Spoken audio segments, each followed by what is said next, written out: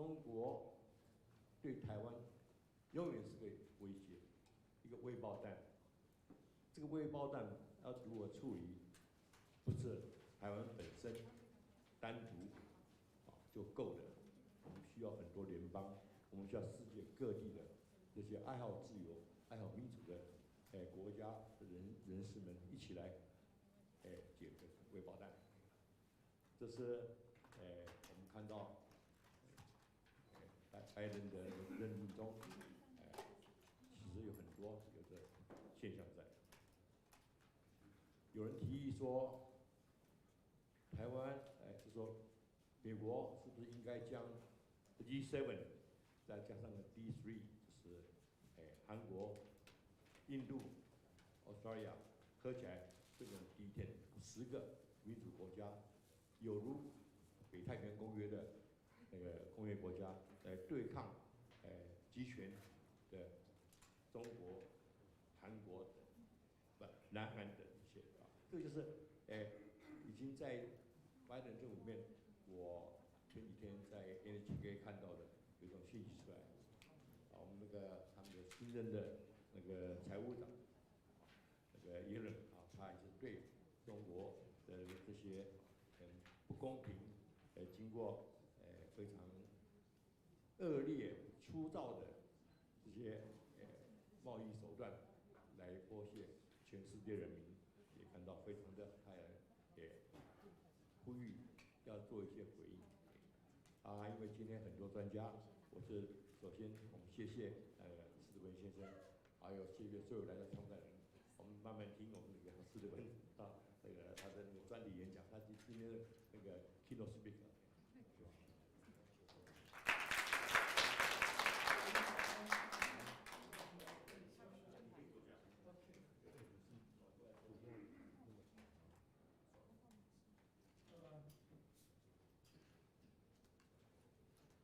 各位贵宾，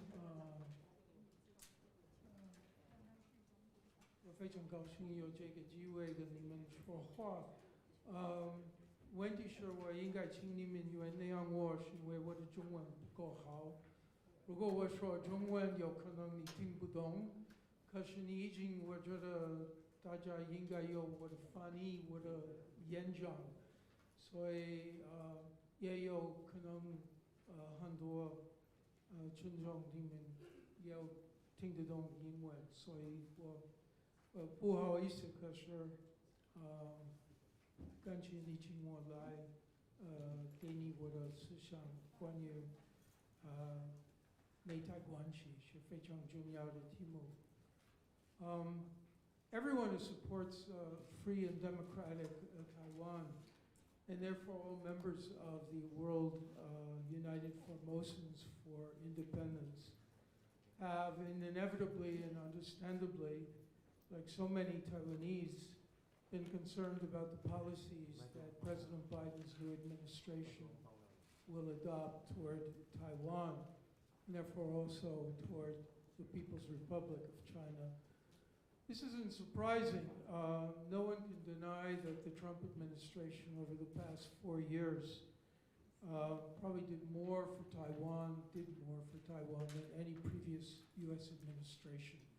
We've been through a long, difficult period Taiwan has faced, not enough being done to support and help Taiwan, in my view.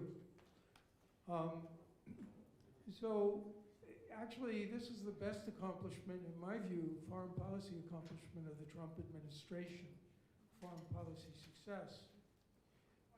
For example, during the 3 years I was at AIT, there were 2 years that had been the highest amount of arms sales we had made to Taiwan. It was about $14 billion. But that was over an 8-year period of the Obama administration.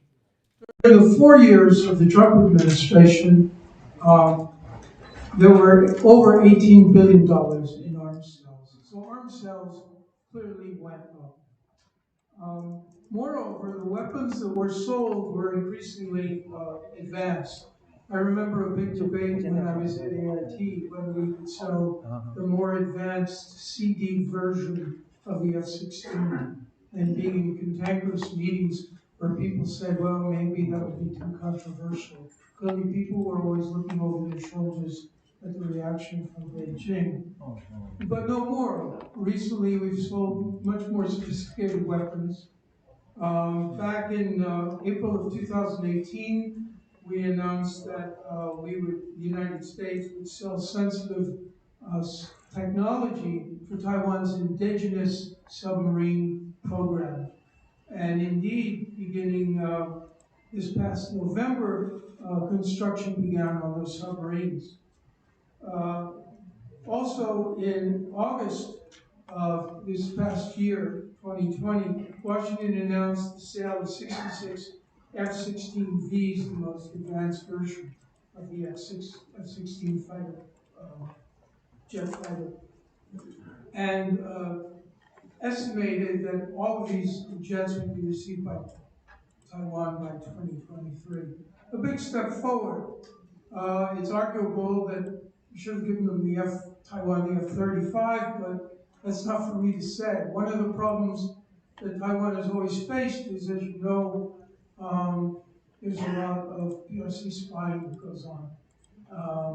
And that's always going to be a concern about the most advanced weapon systems. So that's an aside. Other weapon systems that we've sold include truck-based rocket launchers. Truck-based, so you can move around. You can't know where they are ahead of time. Long-range air-to-ground missiles. I think that's very important because the PRC would have to wonder about what reaction might come in terms of their own defense if they should embark on an attack. The external more advanced sensor pods for the F-16s. Drones that are very advanced and can also, I believe, carry weapons. More Harpoon anti-ship missiles, which can be fired from the shore. Underwater smart mines, and self-propelled howitzers. So it's a very robust program, and I know that there's an awful lot of engagement between the Taiwan military and the U.S. military. A lot of exchanges and a lot of mutual participation. I would like to see more, but there's been progress. We've also seen increased visits by high-level visitors from the United States, more frequent U.S. military transits around Taiwan in response to PLA naval movements and aircraft movements, as we've seen particularly earlier this month inside Taiwan's air identification zone. So it's no wonder that a majority of Taiwanese really appreciated President Trump. And that the poll that was taken a week before the November 3rd election, 53% of Taiwanese wanted President Trump to win re-election. Now that was clearly not the view of most of our Americans, but we looked from different angles, which is understandable. But that was the highest percentage of support for Trump anywhere in Asia, and I would say probably the highest proportion of support of any democratic country in the world. So Taiwan is rather unique in that regard. Now, the underlying rationale for the support that benefited Taiwan came forth in President Trump's first national security strategy. Now, personally, I suspect, based on what we know about his reading habits, I'm not sure he ever read it, but he approved it. He signed it. And that's what counts.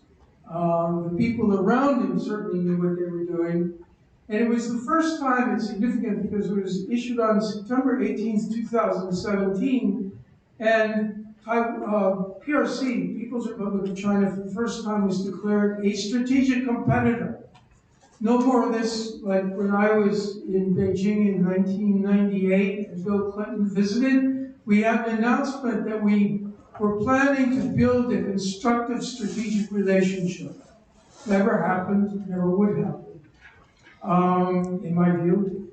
So calling a strategic competitor was a big change. The PRC government was accused of having a repressive vision of pursuing economic aggression to weaken the United States, and called both Russia as well as the PRC revisionist powers, trying to shape a world antithetical to US values and interests. Ironically, the strategic view of the PRC as a competitor was approved, at least in essence, by the same President Trump who, let's not forget, began his administration by calling Xi Jinping, quote, an incredible guy, close quote. A friend of mine, quote, close quote. It was also the same President Trump who refused to publicly address the PRC crackdowns in Xinjiang and Hong Kong. Didn't say anything. He reportedly encouraged, according to John Bolton, Xi Jinping to continue, in a private meeting, continue putting, or phone call, Uyghurs in internment camps. And he rejected his staff's suggestion that on the anniversary of the Tiananmen massacre, that the US government should issue a public statement. It was the 30th anniversary, and he said, according to John Bolton, nobody cares about that, that was 15 years ago. So he was wrong about the timing, and he was wrong that people didn't care. I was there during the Tiananmen massacre, and I certainly care, and we vividly remember it to this day. So, hoping for a groundbreaking trade deal with the PRC, President Trump also intervened to end sanctions against the PRC company ZTE as a favor to Xi Jinping. He also offered to end a Justice Department case against Wang Wanzhou, the Huawei executive, in exchange for trade concessions, even after they had basically arrested two Canadian bystanders and put them in hard time in prison while she continues to live in her mansion in Vancouver. Despite such efforts, to try to appease Xi Jinping, Trump instead wound up in an unsuccessful trade war with the PRC. So, in my view, contradict me please if I'm wrong, I don't see any evidence that President Trump himself had any real interest in Taiwan.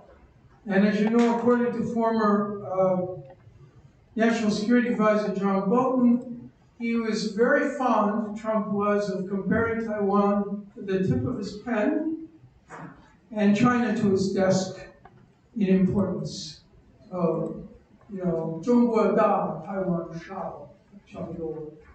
So, in fact, the most positive initiatives, I would argue, that came from the Trump administration derived from Trump's appointees, who were excellent on Taiwan. Including the very first positive initiative, the evidence is that the staff proposed and set up a phone call from President Tsai Ing-wen to President-elect Trump. I think that was motivated by the staff around Trump. So, in addition to John Bolton, we had Secretary of State Mike Pompeo, National Deputy Security Council Deputy Matt Pottinger, Assistant Secretary of State David Stilwell, Assistant Secretary of Defense Randy Shriver, and others. I think they were the real driving force behind the very wise and positive measures the U.S. adopted toward Taiwan, and I was happy to see all of them. And we also had a Congress which overwhelmingly, on a bipartisan Democrat and Republican basis, supported these initiatives. They embraced initiatives supporting Taiwan. So it was sort of a confluence of ideal circumstances that benefited Taiwan and the U.S.-Taiwan relationship. We need to recognize, moreover, that the more forthcoming and positive U.S. attitude toward Taiwan reflected an increasingly more accurate negative assessment of the People's Republic of China. More than anything else, this perception was a response to the policies and behavior of the PRC. In particular, ever since the appointment of Xi Jinping as General Secretary of the Chinese Communist Party and Chairman of the CCP Central Military Commission in November 2012, and his subsequent appointment, can't say election, as president of the PRC in March of 2013, increasingly removed any doubts about the authoritarian and hegemonic nature of the People's Republic of China. That changed American opinions. It finally had to dawn on Americans who, perhaps very naively, hopefully, had always thought we could expect a China one day that would be, as Robert Zoellick famously said, would become a responsible global stakeholder. Never happened. So it was the cumulative effect of all these more aggressive PRC policies abroad and oppressive policies inside the PRC, rather than changes in U.S. administrations, including the election of President Trump, that I believe accounted for the ongoing shifts in U.S. attitudes towards the PRC. According to the respected Pew survey in the summer of this past 2020, the turning point came when more positive views suddenly went in a more negative direction. Was 2012. Curiously enough, about the time that Xi Jinping elevated himself. That's when popular American attitudes toward the PRC began moving in a more negative direction. And as of this past summer, 73% of Americans had an unfavorable view of the PRC. 77% said they lacked confidence in Xi Jinping's handling of foreign affairs. And 68%, and that was before they knew for sure that the trade deal was a bust, said economic relations with the PRC were bad. So, in many ways, looking back, President Obama's initial November 2009 visit to Shanghai and Beijing was an ill omen of how U.S. relations in Beijing would grow ever more difficult. Now, don't take my word for it. The esteemed Wall Street Journal, in an article appropriately called "Obama Hits a Wall on His Visit to China," they said, Barack Obama's first trip here signaled a turning point in relations between a weakened U.S. power and China that senses its time has come. As the president was hectored about economic policy, largely ignored on human rights, I was told by someone that they said, that was China before, not China now. You can't ask us to release people anymore. Okay? And they also restricted his efforts to reach out to ordinary Chinese, to be able to talk to them directly. The reason is, I think, is they were flush with the success of China's own handling of the 2008 financial crisis. And they felt no need to curry favor with the United States, which they clearly perceived as in decline, okay, in trouble. So why do we have to be nice to these guys anymore? As a U.S. government colleague of mine at the time commented, he said, Obama came back to the United States empty-handed. Nada, got nothing, okay? And Obama had reportedly observed to a White House advisor, quote, you're always telling me we need China's support on a host of bilateral, regional, and international issues. I guess that after this visit, we can pretty much say we're not going to make progress on any of these issues in any of these areas. I think that was pretty much correct. The PRC increasingly perceived diminishing shared interests with the United States.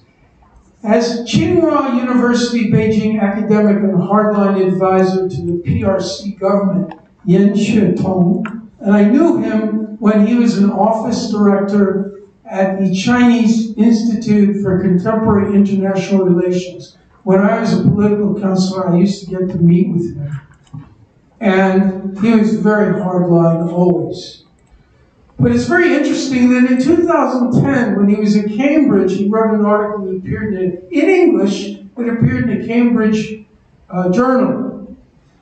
And he said, quote, "The global importance today of China-US relations is similar to the importance of US-Soviet relations during the Cold War, in being based on conflicting interests rather than common ones, rather than common interests. There are more mutually unfavorable interests than mutually favorable ones between China and the United States." He went on to say the only real shared interest was to avoid war. That was it. So as the Obama administration continued, more and more US commentators, not surprisingly, observed US recognition. This was toward the end of the Obama administration. Growing recognition of incompatible US and PRC interests, and an emerging consensus that America's China policy was broken, kaput, busted.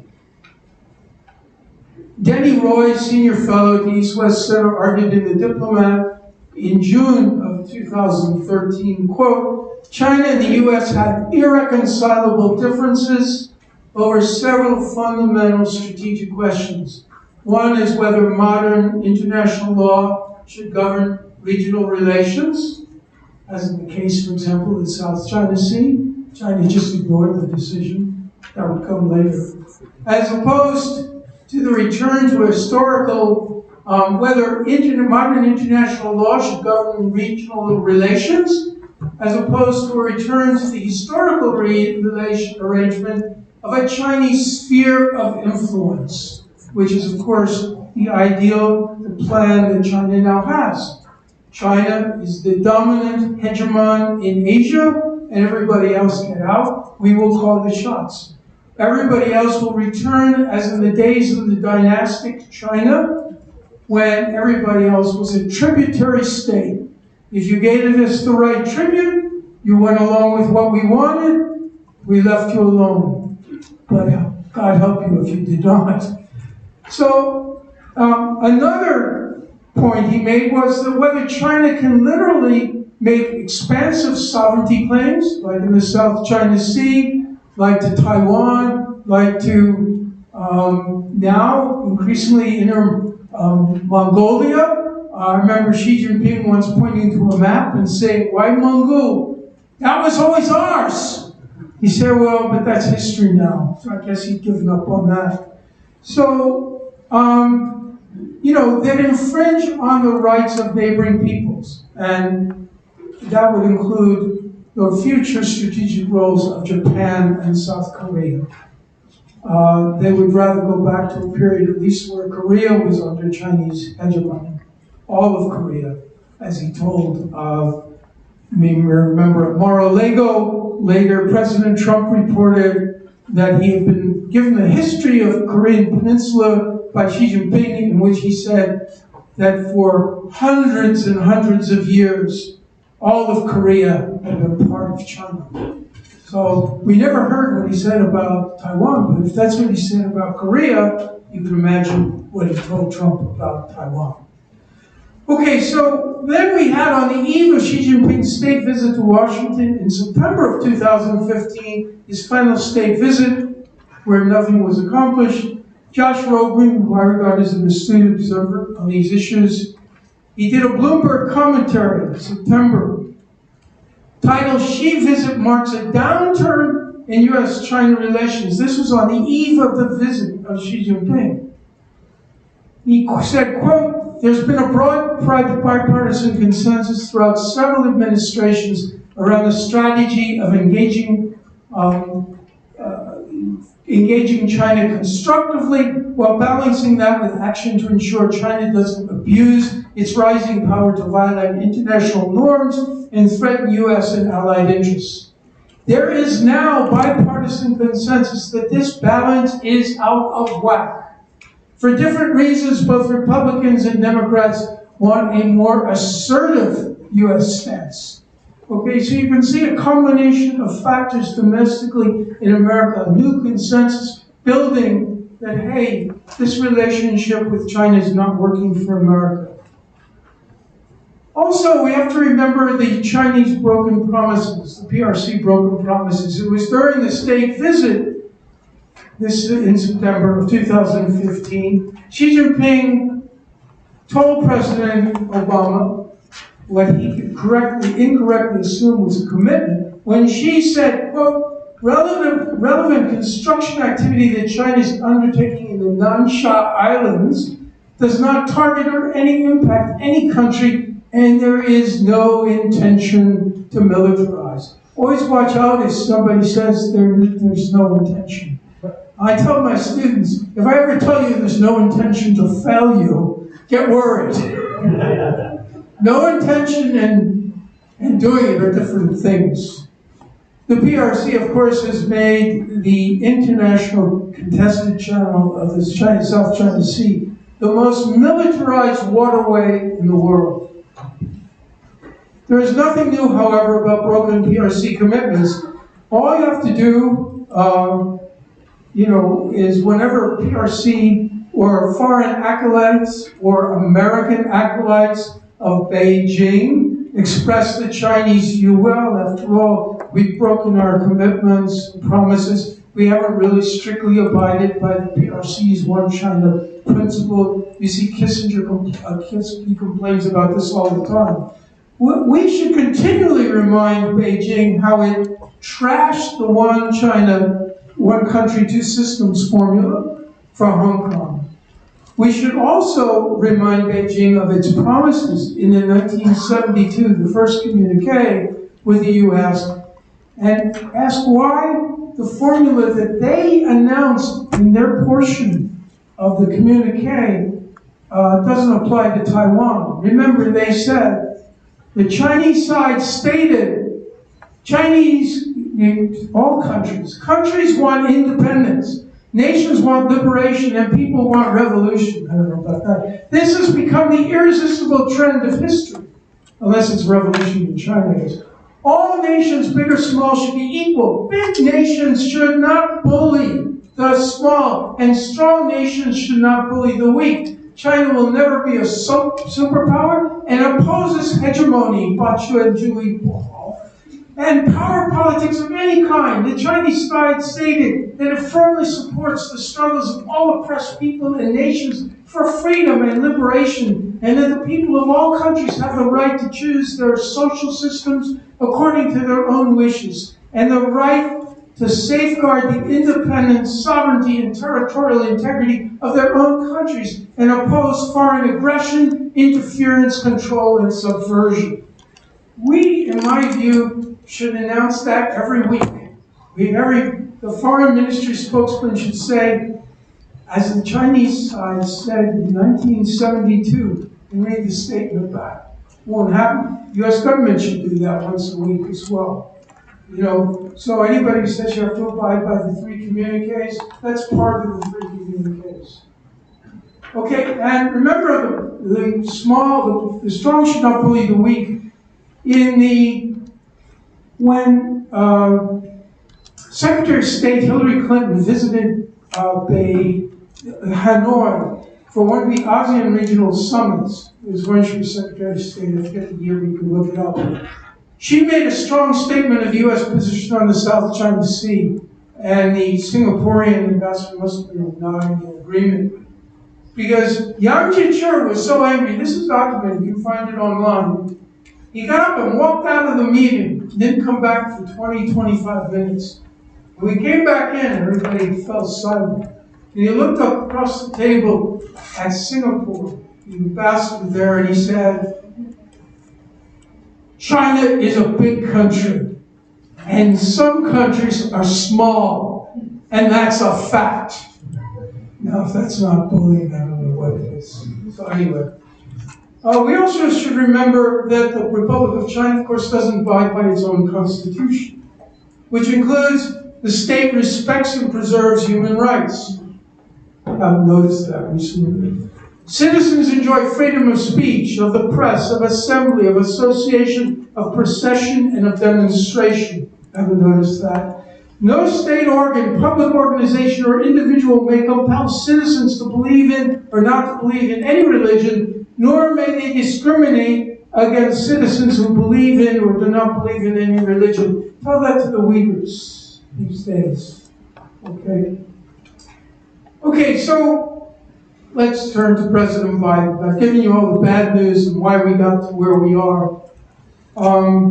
And to be honest, I was unhappy about some of Biden's earlier relatively benign comments about the PRC. Oh, those guys are no problem, being very casual about it. But in a presidential primary debate on February 25, Biden significantly called Xi Jinping a thug, who has, quote, 1 million Uyghurs in reconstruction camps, meaning concentration camps. He also criticized Xi's handling of Hong Kong, saying, quote, this is a guy who doesn't have a democratic with a small d bone in his body. And then after Beijing imposed a new national security law in Hong Kong, Biden vowed in a statement to, quote, prohibit U.S. companies from abetting repression and supporting the Chinese Communist Party's surveillance state, and to impose, quote, to impose swift economic sanctions should freedom of speech and U.S. citizens and entities be harmed by this new national security law in Hong Kong. So, but the more positive things now are both the words and actions of the new administration, which should give both all Taiwanese and all supporters of Taiwan encouragement. It gives me encouragement. To the surprise of those who have been skeptical about what Biden's attitude would be toward the PRC in Taiwan, the initial comments of all of his appointees during confirmation hearings on January 19th have been reassuring.